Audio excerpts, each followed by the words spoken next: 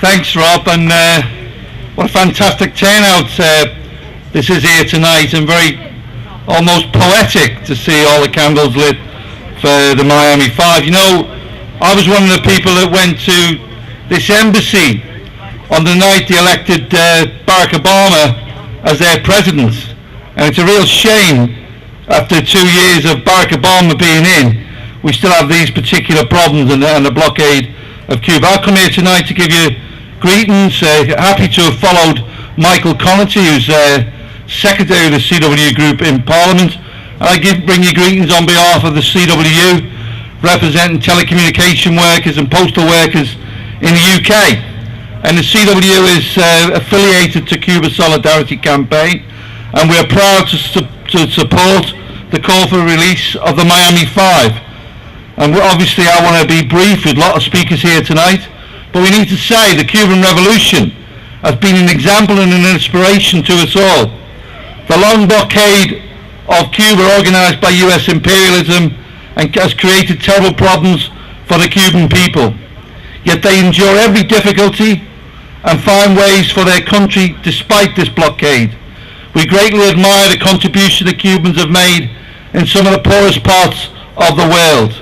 We see their contribution made in things like Operation Miracle, which was providing eyesight to people in Latin America and who would otherwise not see.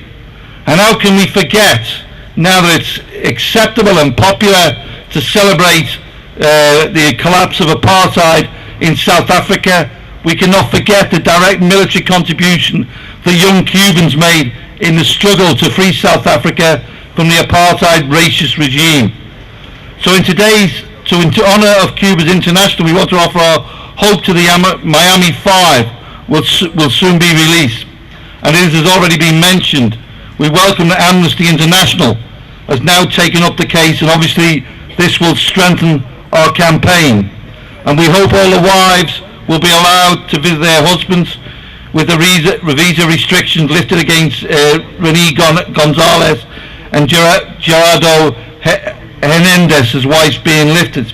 It's a very difficult fight, but outside this embassy, in a very powerful country that we've learned over the years, whether for those who are old enough to remember 1968 and the demonstration that took place here, it is possible to achieve change.